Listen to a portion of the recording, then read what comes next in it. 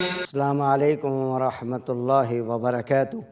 News 18 Urdu کے تربیتی حج programme میں سامعین حضرات کا استقبال کرتا ہوں۔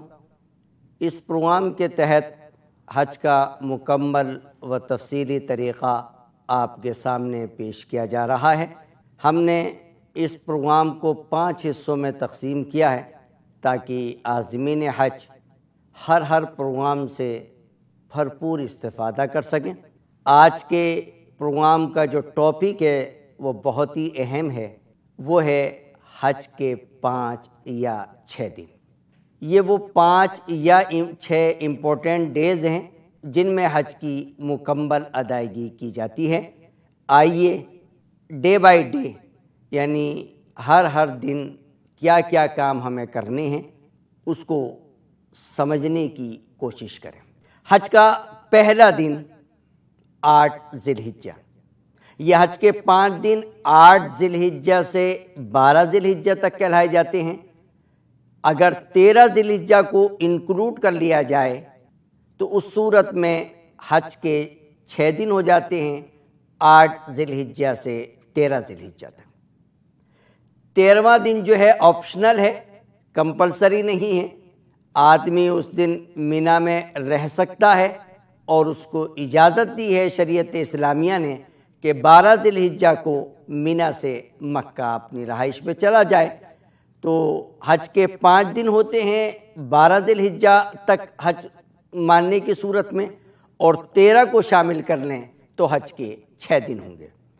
حج کا پہلا دن 8 ذی الحجہ، آج کے دن صبح کو مکہ مکرمہ سے ہی حج کا احرام باندھ کر مینا روانہ ہو جایا جاتا ہے، لیکن 25-30 لاکھ کا مجمع صبح کو ایک ہی وقت میں اگر مکہ سے مینا کے لیے روانہ ہوگا تو بڑی دشواریاں سامنے آ سکتی ہیں۔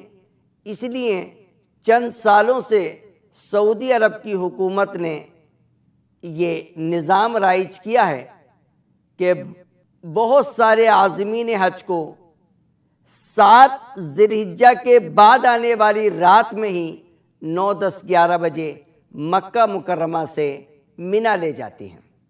ہندوستان کے عازمین حج جنرلی اسی فارمولے کے تحت 7 ذی الحجہ کے بعد آنے والی رات کو مینا چلے جاتے ہیں۔ اس لیے 7 ذی الحجہ کی شام کو ہی یا مغرب کے بعد اپنی رہائش گاہ سے ہی، اپنے ہوٹل سے ہی یا حرم کے قریب بنے باتھ رومز میں غسل کریں، اگرچہ غسل کرنا فرض یا واجب نہیں ہے، اور اس کے بعد احرام کی چادریں پہننے سے پہلے خوشبو کا استعمال کر لیں، اور اس کے بعد احرام کی چادریں پہن لیں، 2 رکعت نماز پڑھ لیں اور حج کی نیت کریں، حج تمتع کر رہے ہیں۔ عمرے کی ادائیگی پہلے ہو چکی ہے، اب حج کا احرام مکہ ہی سے باندھنا ہے۔ اصول و ضابطے کے مطابق 8 تاریخ کی صبح کو ہم کو حج کا احرام باندھنا تھا، لیکن جیسے کہ میں نے آپ کو بتلایا کہ ہندوستان سے جانے والے عازمین حج جنرلی 7 ذی الحجہ کے بعد آنے والی رات کو ہی مکہ سے مینا چلے جاتے ہیں۔ اس لیے 7 ذی الحجہ کو عصر کے بعد یا مغرب کے بعد یا عشاء کے بعد اپنے معلمین کی تعلیمات کے مطابق رہائش گاہ سے حج کا احرام باندھ لیں۔ حج کا احرام باندھ لیا، مینا پہنچ گئے۔ 8 تاریخ کو مینا میں کوئی بھی مخصوص عمل ان کے لیے لازم اور ضروری نہیں ہے، 5 وقت کی نماز وقت پر ادا کرنی ہے۔ مینا میں رہ کر اللہ کا ذکر کریں، خوب دعائیں کریں۔ اس موقع پر لوگ کافی ڈسکشن میں اور مسلکی جھگڑوں میں پڑ جاتے ہیں۔ ہرگز اپنا وقت سیاسی یا دوسرے مسائل شرعیہ میں بحث و مباحثے میں اپنا وقت ضائع نہ کریں۔ یہ آپ کی زندگی کا بڑا قیمتی وقت ہے، اس کو مزید قیمتی بنانے کے لیے اللہ کا ذکر کریں، 5 وقت کی نماز وقت پر ادا کریں، قرآن کی تلاوت کریں، اور جتنا ہو سکتا ہے اللہ سے مانگیں۔ عربی اگر آپ نہیں جانتے کوئی مسئلہ نہیں، اپنی جو بھی مادری زبان ہے، اردو، انگریزی، ہندی، اس زبان کے اندر اللہ سے خوب دعائیں مانگیں، اپنے لیے، اپنے بچوں کے لیے، گھر والوں کے لیے، اور ساتھ میں اپنے ملک کی امن و سلامتی کے لیے بھی دعائیں کریں، اور دنیا میں جو حالات خراب ہو رہے ہیں ان حالات کی بہتری کے لیے بھی اللہ تبارک و تعالی سے خوب دعائیں کریں۔ تو 8 تاریخ کو مینا میں رہا جاتا ہے، اور مینا میں رہ کر کوئی بھی عمل آپ کے لیے لازم اور ضروری نہیں ہے۔ اب اس کے بعد دوسرا دن آئے گا حج کا 9 ذی الحجہ، جس کو یوم عرفہ بولتے ہیں۔ اس دن 9 ذی الحجہ کو صبح کو مینا سے عرفات جایا جاتا ہے۔ مینا سے عرفات آپ اپنے طور پر بھی جا سکتے ہیں، لیکن ہندوستان سے جانے والے عازمین حج سے میں یہی درخواست کروں گا کہ جس طرح سے آپ مکہ سے مینا اپنے معلمین کے ساتھ آئے تھے، انہوں نے جو بھی آپ کو بسز وغیرہ کا انتظام کیا تھا، اسی طرح سے مینا سے عرفات جانے کے لیے بھی اگر آپ کے معلم نے ٹرین کا نظام کیا ہے تو ٹرین کے ذریعے، بس کا انتظام کیا ہے تو بس کے ذریعے سے ہی جائیں۔ اگر آپ اپنے طور پہ جائیں گے تو عرفات میں خیمہ حاصل کرنا بڑا مشکل ہو جائے گا۔ ان دنوں میں کافی گرمی وہاں ہوا کرتی ہے، 48-49 کا ٹیمپریچر ہوتا ہے۔ بغیر خیمے کے، خیموں میں الحمدللہ کولرز وغیرہ کا انتظام رہتا ہے، تو بغیر خیموں کے باہر رہنے میں بڑی دشواریاں سامنے آتی ہیں۔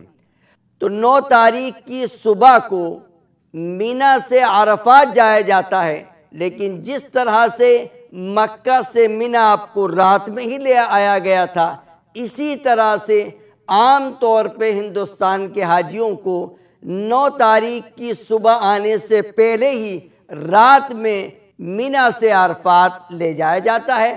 آپ اپنے معلمین کے ساتھ ہی، جیسے انہوں نے نظام رکھا ہے، آپ کی حج کمیٹی کے ذریعے سے جو بھی آپ کو انسٹرکشن ملی ہیں، اسی انسٹرکشن کے مطابق آپ رات میں ہی اپنے معلمین حضرات کے ساتھ عرفات چلے جائیں۔ لیکن اگر آپ کو موقع مل رہا ہے صبح کو جانے کا، آپ یہ معلمین کی طرف سے اسی طرح سے انسٹرکشن ہیں، تو آپ صبح کو مینا سے عرفات جائیں۔ مینا سے عرفات پہنچنے کے بعد ابھی ظہر تک آپ کو کوئی کام نہیں کرنا۔ فجر کی نماز اگر رات میں پہنچ گئے تھے تو فجر کی نماز ادا کریں، اللہ کا ذکر کرتے رہیں اور آرام بھی کر سکتے ہیں۔ کوئی بھی عمل ابھی آپ کے لیے لازم اور ضروری نہیں ہے۔ ظہر کی نماز کے وقت اگر آپ کا مسجد نمرہ میں، عرفات کا بہت بڑا میدان ہے، کئی کلومیٹر پر پھیلا ہوا ہے، اس کے شروع میں ایک مسجد ہے جس کو مسجد نمرہ کہا جاتا ہے، اگر وہاں جانا آپ کے لیے ممکن ہو تو ظہر کے وقت میں پہلے تقریباً 45-50 منٹ کا عربی زبان میں خطبہ ہوتا ہے، وہ سنیں، اور اس کے بعد ظہر عصر کی نماز ظہر کے وقت میں ادا کریں۔ لیکن ظاہر ہے کہ 25-30 لاکھ حاجیوں کا مجمع سب کا سب مسجد نمرہ نہ پہنچ سکتا ہے اور نہ جاتا ہے۔ 1 لاکھ کا مجمع ہی کورڈ ایریے میں آتا ہے، باقی کچھ حضرات جو ہیں وہ مسجد کے باہر سڑکوں پر رہتے ہیں، لیکن ایک بہت بڑا مجمع وہ ہوتا ہے جو اپنے خیموں ہی میں رہتا ہے۔ اس صورت میں ہمارے علماء اکرام، یعنی ہندوستان کے علماء اکرام، علماء احناف نے قرآن و حدیث کی روشنی میں جو بات صحیح سمجھی ہے وہ یہ ہے کہ اس صورت میں اپنے خیموں میں ظہر کی نماز ظہر کے وقت میں اور عصر کی نماز عصر کے وقت میں ادا کریں، اور جتنا چاہیں مغرب تک دعائیں کریں۔ یہی اصل حج ہے۔ نبی پاک صلی اللہ علیہ وسلم نے ایک موقع پر ارشاد فرمایا تھا، الحج عرفہ، وقوف عرفات ہی حج ہے۔ تو آج کے دن جتنا ہو سکتا ہے اللہ سے مانگیے گا، خوب گڑ گڑائیے گا، اپنے گناہوں کی معافی مانگیے گا، اپنے مولا کو راضی کرائیے گا۔ یہ وہ دن ہے جس دن شیطان مردود سب سے زیادہ ذلیل ہوتا ہے، چونکہ وہ دیکھتا ہے کہ وہ بندے جس کو اس نے 30 سال 40 سال 50 سال یا اس سے کم یا زیادہ عرصے گناہوں میں ملوث رکھا تھا، آج اللہ کے سامنے وہ گڑ گڑا کر رو رہے ہیں اور اپنے آنکھوں سے آنسو بہا رہے ہیں، تو اللہ تبارک و تعالی اپنے فضل و کرم سے ان کے 20 30 40 سال کے گناہ ایک لمحے میں معاف کر رہا ہے۔ تو شیطان مردود اس دن سے زیادہ کبھی ذلیل اور خوار نہیں ہو۔ فجر کی نماز اگر رات میں پہنچ گئے تھے تو فجر کی نماز ادا کریں، اللہ کا ذکر کرتے رہیں اور آرام بھی کر سکتے ہیں۔ کوئی بھی عمل ابھی آپ کے لیے لازم اور ضروری نہیں ہے۔ ظہر کی نماز کے وقت اگر آپ کا مسجد نمرہ میں، عرفات کا بہت بڑا میدان ہے، کئی کلومیٹر پر پھیلا ہوا ہے، اس کے شروع میں ایک مسجد ہے جس کو مسجد نمرہ کہا جاتا ہے، اگر وہاں جانا آپ کے لیے ممکن ہو تو ظہر کے وقت میں پہلے تقریباً 45-50 منٹ کا عربی زبان میں خطبہ ہوتا ہے، وہ سنیں اور اس کے بعد ظہر عصر کی نماز ظہر کے وقت میں ادا کریں۔ لیکن ظاہر ہے کہ 25-30 لاکھ حاجیوں کا مجمع سب کا سب مسجد نمرہ نہ پہنچ سکتا ہے اور نہ جاتا ہے۔ 1 لاکھ کا مجمع ہی کورڈ ایریے میں آتا ہے، باقی کچھ حضرات جو ہیں وہ مسجد کے باہر سڑکوں پر رہتے ہیں، لیکن ایک بہت بڑا مجمع وہ ہوتا ہے جو اپنے خیموں ہی میں رہتا ہے۔ اس صورت میں ہمارے علماء اکرام یعنی ہندوستان کے علماء اکرام علماء احناف نے قرآن و حدیث کی روشنی میں جو بات صحیح سمجھی ہے وہ یہ ہے کہ اس صورت میں اپنے خیموں میں ظہر کی نماز ظہر کے وقت میں اور عصر کی نماز عصر کے وقت میں ادا کریں، اور جتنا چاہیں مغرب تک دعائیں کریں۔ یہی اصل حج ہے۔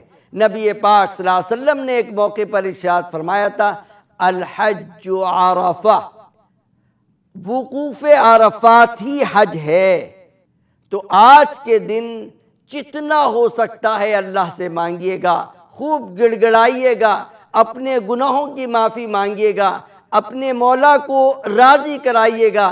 یہ وہ دن ہے جس دن شیطان مردود سب سے زیادہ ذلیل ہوتا ہے، چونکہ وہ دیکھتا ہے کہ وہ بندے جس کو اس نے 30 سال 40 سال 50 سال یا اس سے کم یا زیادہ عرصے گناہوں میں ملوث رکھا تھا، آج اللہ کے سامنے وہ گڑ گڑا کر رو رہے ہیں اور اپنے آنکھوں سے آنسو بہا رہے ہیں، تو اللہ تبارک و تعالی اپنے فضل و کرم سے ان کے 20 30 40 سال کے گناہ ایک لمحے میں معاف کر رہا ہے۔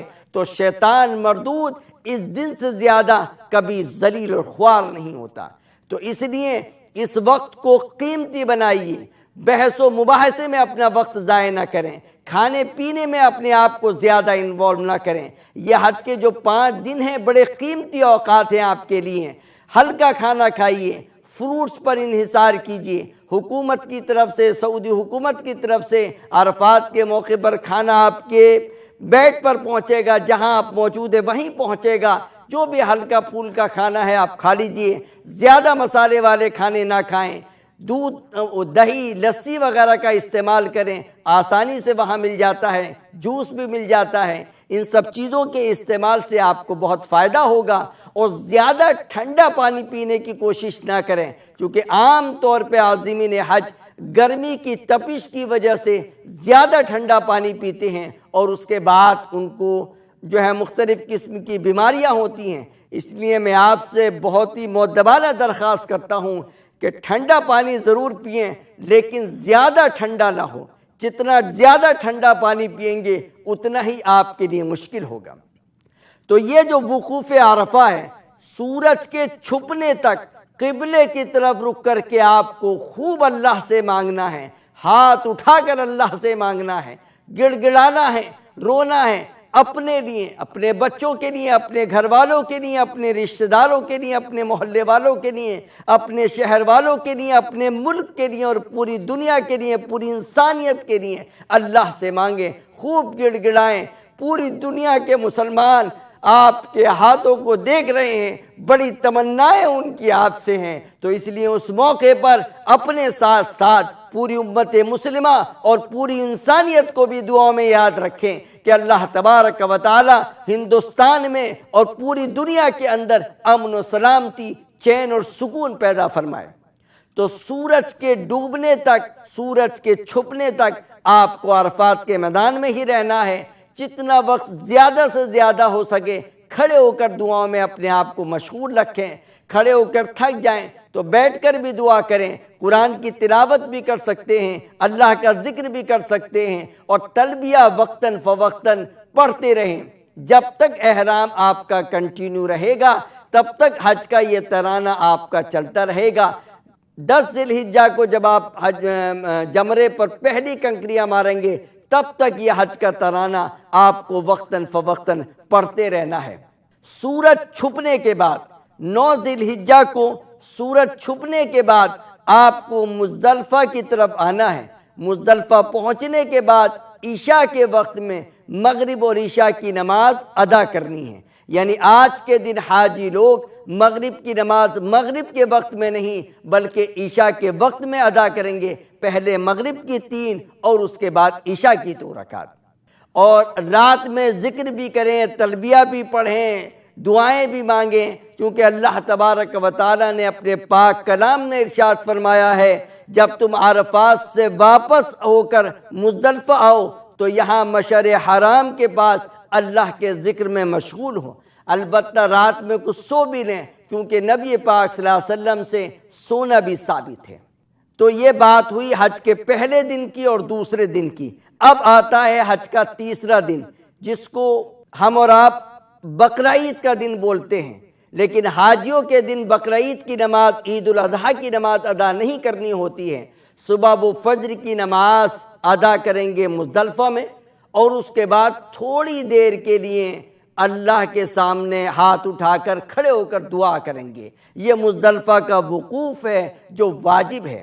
البتہ خواتین اور بوڑھے لوگ اور وہ حضرات جو خواتین اور بوڑھے لوگوں کے ساتھ جڑے ہوئے ہیں، شرعی اعتبار سے ان کو اجازت ہے کہ وہ آدھی رات کے بعد مزدلفہ سے منا جا سکتے ہیں، لیکن عام لوگوں کے لیے شریعت کا اصول و ضابطہ ہے کہ وہ صبح فجر کی نماز کے بعد کچھ دیر مزدلفہ میں وقوف کریں گے، یعنی دعائیں کریں گے، اور اس کے بعد کنکریاں لیتے ہوئے منا چلے جائیں گے۔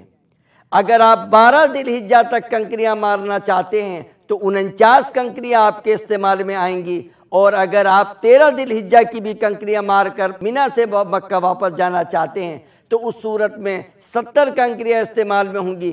یہ کنکریاں مزدلفہ ہی سے لینا ضروری نہیں ہے، بلکہ آپ مینا سے بھی یہ کنکریاں لے سکتے ہیں۔ مینا پہنچنے کے بعد آپ کو 4 کام کرنے ہیں۔ آج کا دن حاجیوں کے لیے بڑا بزی دن رہتا ہے، بغور سماعت فرمائیں۔ پہلا رمی کرنا، کنکریاں مارنا، دوسرا قربانی کرنا، تیسرا بال کا منڈوانا یا کٹوانا، اور چوتھا حج کا طواف اور حج کی سعی کرنا۔ پہلا عمل کنکری مارنا، صبح سے لے کے شام تک جس وقت چاہیں، پہلے جمرے پر نہیں، دوسرے بیچ والے جمرے پر نہیں، آخری جو بڑا جمرہ ہے اس کو 7 دفعے میں 7 کنکریاں ماریں۔ اور کنکریاں اگر آپ کسی دوسرے کی طرف سے مارنا چاہتے ہیں، کوئی بوڑھا مرد ہے یا کوئی بوڑھی عورت ہے تو اس کی طرف سے کہ وہ وہاں پر نہیں پہنچ سکتی ہے، آپ پہلے اپنی طرف سے اور اس کے بعد اس کی طرف سے 7 دفعے میں 7 کنکریاں مار دیں۔ پھر اس کے بعد آپ کو قربانی کرنی ہے۔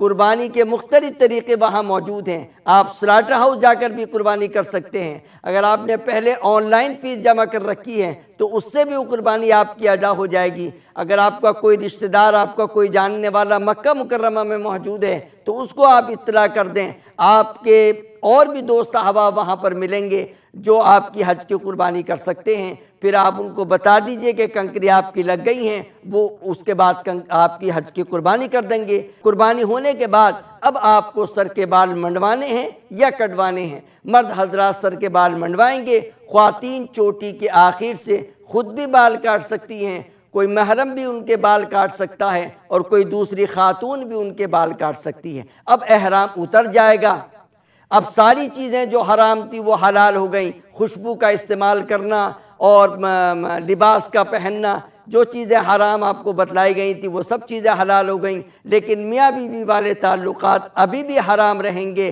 حتیٰ کہ طواف زیارت کر لیں۔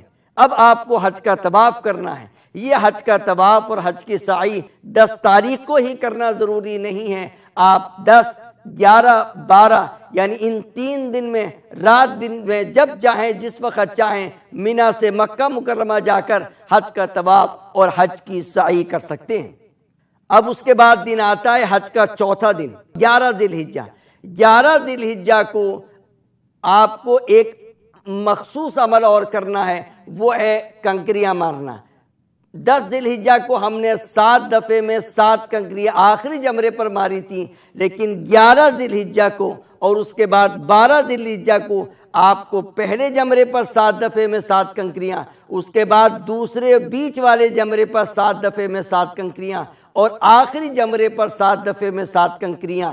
تو 11 ذی الحجہ کو 21 کنکریاں استعمال میں آئیں گی، 12 ذی الحجہ کو بھی 21 کنکریاں استعمال میں آئیں گی، 10 ذی الحجہ کو اپنے آخری جمرے پر کنکریاں ماری تھی، تو اس طرح سے 21 دونی 42 اور 7 49 کنکریاں آپ کے استعمال میں آ گئیں۔ 11 تاریخ کو اور 12 تاریخ کو کنکریاں جو ہیں وہ ظہر کی اذان سے پہلے نہیں مار سکتے۔ کچھ لوگ ناواقفیت کی وجہ سے زوال آفتاب سے پہلے کنکریاں مار رہے ہوتے ہیں، آپ ان کو نہ دیکھیں، آپ کو کنکریاں 12:30 کے بعد ہی مارنی ہیں۔ 12:25 12:27 کے آس پاس جو ہے وہ زوال آفتاب کا وقت ہوتا ہے، تو 11 ذی الحجہ کو اور 12 ذی الحجہ کو آپ کی جو کنکریاں ہیں وہ زوال آفتاب کے بعد ہی مارنی ہیں۔ اور باقی اگر آپ نے حج کا طواف اور حج کی سعی 10 تاریخ کو نہیں کیا ہے تو 11 تاریخ یا 12 تاریخ کو بھی آپ کر سکتے ہیں۔ 10 تاریخ کو اور 12 تاریخ کو ازدحام زیادہ ہوتا ہے، تو آپ کے لیے بہتر ہوتا ہے کہ آپ 11 ذی الحجہ کو جائیں اور حج کا طواف اور حج کی سعی کریں۔ حج کی سعی کو مؤخر بھی کر سکتے ہیں، بعد میں بھی کر سکتے ہیں، لیکن حج کا طواف ہر حال میں آپ کو 12 ذی الحجہ کے غروب آفتاب تک کرنا ہوگا۔ اب اگر آپ چاہتے ہیں کہ منی سے مکہ چلے جائیں تو آپ مغرب سے پہلے منی سے مکہ کے لیے روانہ ہو جائیں، اور اگر آپ چاہتے ہیں کہ 13 ذی الحجہ کی بھی کنکریاں مار کر جائیں تو آپ منی میں قیام کریں، اور 13 ذی الحجہ کو پھر اسی طرح سے جس طرح سے آپ نے 11 12 ذی الحجہ کو 21 کنکریاں ماری تھی، 21 کنکریاں وہاں پر ماریں اور اس کے بعد منی سے مکہ چلے جائیں۔ یہ آپ کا حج پورا ہوا۔ اللہ تبارک و تعالیٰ آپ کے حج کو قبول فرمائے۔ میں نیوز 18 اردو کا انتہائی مشکور ہوں کہ انہوں نے مجھے عازمین حج کی خدمت کا موقع فراہم فرمایا۔